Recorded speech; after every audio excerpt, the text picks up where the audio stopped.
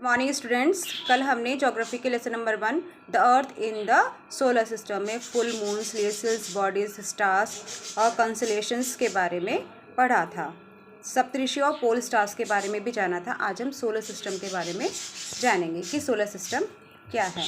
जो इसमें Roman mythology यानी कि रोमन की जो पौराणिक कथाएं हैं उनके अनुसार क्या था।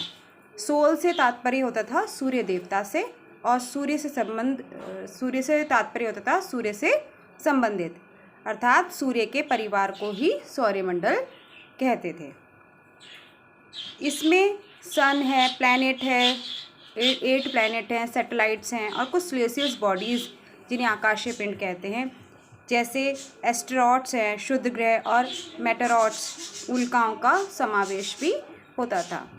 अब जो फैक्ट इनसाइड में है, सूर्य पृथ्वी पर निकटतम तारा है, नियरेस्ट एक स्टार है। जो मून होता है वो अर्थ के सैटेलाइट के रूप में माना जाता है कि जो मून है वो अर्थ का एक सैटेलाइट है, क्योंकि ये पृथ्वी जैसे अर्थ होती है उसके चारों ओर घूमता है।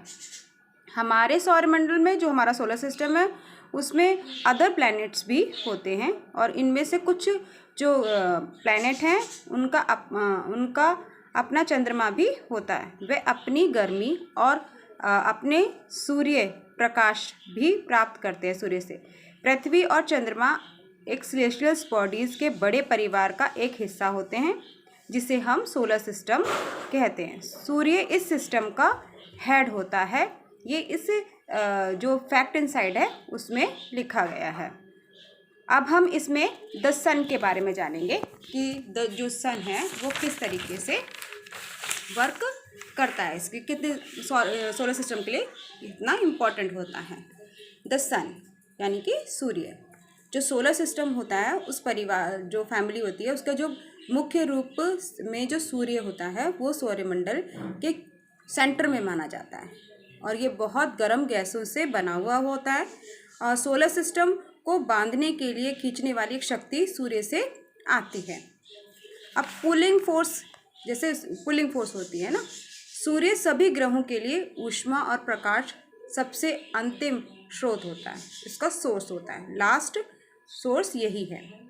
लेकिन जो सूर्य है उसकी जो गर्मी का प्रभाव हम पर भी पड़ता है, क्योंकि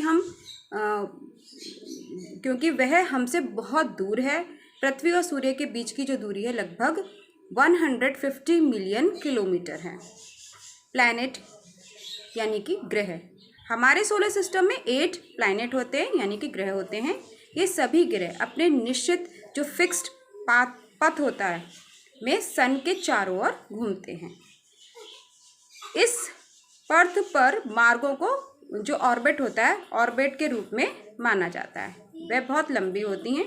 उनके सन से उनकी डिस्टेंस के ऑर्डर में प्लैनेट होते हैं, जैसे मरकरी है, वीनस है, अर्थ है, मार्स है, जुपिटर है, सैटर्न है, यूरेनस है और नेपच्यून है। मरकरी सन के बहुत ज़्यादा नियरेस्ट प्लैनेट है, निकटतम है, और इनके जो पाथ होता है कक्षा के साथ एक 1 राउंड कंप्लीट करता है, वो लगभग अप्रॉक्स 88 डेज में। वीनस की जो शेप है और जो साइज़ है वो प्लैनेट अर्थ के समान ही है, सिमिलर ही है, इसलिए इसे पृथ्वी की जगह के रूप में भी माना जाता है। फैक्ट इनसाइड में प्लूटो को 2006 तक एक ग्रह के रूप में भी माना गया था, लेकिन इंटरनेशनल एस्ट्रोनॉमिकल यूनियन ने फैसला किया कि इसे ड्वार्फ प्लैनेट यानी कि बोना ग्रह के रूप में ही माना जाना चाहिए। क्रैशेस भी ड्वार्फ प्लैनेट बोना ग्रह के रूप में माना जाता है। ग्रहों के जो नाम है वो सूर्य से उनकी दूरी के क्रम में रखने का एक आसान तरीका यह है। कल हम अर्थ के बारे में, अर्थ जो हमारा प्लैनेट है उसके बारे में जानेंगे।